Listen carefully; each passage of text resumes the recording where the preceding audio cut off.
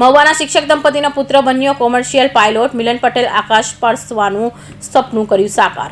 સુરત જિલ્લાના મહુવા તાલુકાના દેરવાસણ ગામના અજીતભાઈ પટેલ અને તેમના શિક્ષક પત્નીનો પુત્ર મિલન અને કોમર્શિયલ પાયલોટ બનીને યુવાનો માટે પ્રેરણાદાયક ઉદાહરણ પૂરું પાડ્યું છે. મિલનને ઇન્ડિગો એરલાઇન્સ પાયલોટ તરીકે પસંદગી થઈ છે. મિલનને પાયલોટ બનાવવામાં તેના સપના સાકાર કરવા માટે ગુજરાત સરકારના આદિજાતિ વિકાસ નિગમ દ્વારા આપવામાં આવતી 25 લાખની લોન સહાયનો યોજનાનો લાભ લીધો હતો. આ નાણાકીય સહાય મળ્યા બાદ તેણે અમેરિકાના કોમર્શિયલ પાયલોટની તાલીમ લીધી. ત્યારબાદ ભારતીય વિમાનો ઉડાવવા માટે તેને જલગાંવ સ્થિત સ્કાયનેક્સ એરોમાંથી મલ્ટી એન્જિન તાલીમ પણ પૂર્ણ કરી. ટૂંક સમયમાં જ મિલન પટેલ ઇન્ડિગો વિમાન ઉડાવતો જોવા મળશે. મારું નામ મિલન કુમાર અજીતભાઈ પટેલ છે અને અમારું મૂળ વતન દેદવાસણ મહુવા છે, પણ હાલ અમે બારડોલી રહીએ છીએ અને હાલ હું કમર્શિયલ પાયલટ છું અને ઇન્ડિગોમાં મારા અહીંયા જોબ લાગી ગઈ છે. હવે વેઇટિંગ કરું છું જોઈનિંગની. અને મારા કરિયરની શરૂઆતમાં મતલબ મેઇન પાયલટ બનવાની શરૂઆત તો જ્યારે હું એન્જિનિયરિંગમાં હતો એરોનોટિકલ, ત્યારે મને ચાન્સ મળ્યો હતો કે હું ઇન્ટર્નશિપ માટે એર ઇન્ડિયામાં જાઉં અને ત્યાં 1 મંથ માટે ઇન્ટર્નશિપ કરી. અને ત્યાર પછી મતલબ ત્યાં ડિફરન્ટ એરક્રાફ્ટ પર મને કોકપિટ અને જોવા મળ્યા હતા. ત્યારથી મને વધારે ઇન્સ્પાયર થયો હતો કે ચાલો મારે પાયલટ બનવું છે. તો એ વિષયનું ડિસ્કશન મેં મારા પેરેન્ટ્સ જોડે કર્યું અને એ લોકોએ મને ફૂલ સપોર્ટ કર્યો કે વાંધો નહીં, તારે જે બનવું હોય તો બની શકે છે.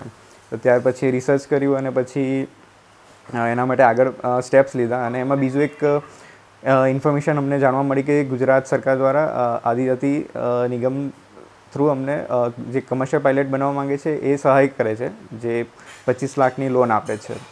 તો એ પણ અમે સહાયતા લીધી અને ત્યાર પછી હું અમેરિકા કમર્શિયલ પાયલટ ટ્રેનિંગ માટે ગયો અને ત્યાંથી આવ્યા પછી હું ઇન્ડિયામાં લાઇસન્સ કન્વર્ટ કરાવીને ઇન્ડિયન લાઇસન્સ લીધું.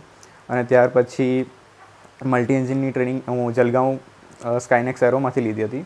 અને ત્યારબાદ ઇન્ડિયામાં જોબ લેવા માટે જે મોટા એરક્રાફ્ટ ફ્લાય થાય છે એના માટેની ટ્રેનિંગ લેવાની હોય છે. તો એ લેવા માટે હું કોલંબિયા ગયો હતો અને એ ટ્રેનિંગ લીધા પછી ઇન્ડિગોમાં વેકેન્સી પણ આવી હતી. તો એ વેકેન્સીમાં જે ડિફરન્ટ રાઉન્ડ હોય છે, એક્ઝામ્સ હોય છે, સાયકોમેટ્રી હોય છે, એ બધું કમ્પ્લીટ કર્યા પછી એમાં મને હાલ જોબ મળી ગઈ છે, પણ હમણાં જોઈનિંગ માટે વેઇટ કરી રહ્યો છું. અને આ બધી વસ્તુ મતલબ પહેલાં નાના હતા ત્યારે વિચાર કે પાયલટ બનવું એ બહુ ડિફિકલ્ટ છે, પણ જ્યારે આ રીતે બહાર નીકળ્યા તો ખબર પડી કે એટલું ડિફિકલ્ટ નથી, કારણ કે આ યોજના માટે સરકાર આપણને ઘણી સહાય કરે છે. અને ઘણીવાર એવું ગામના લોકો કે ગામના સ્ટુડન્ટ્સ કે જે બેકવર્ડ એરિયામાં રહેતા હોય તે લોકોને એવું લાગે છે કે ભાઈ જે શહેરમાં રહેતા હોય અથવા એ રીતના લોકો હોય એ લોકોને જ આ બધી ઇન્ફોર્મેશન મળે છે અને એ લોકો જ આગળ વધી શકે, પણ એ વસ્તુ જરૂરી નથી.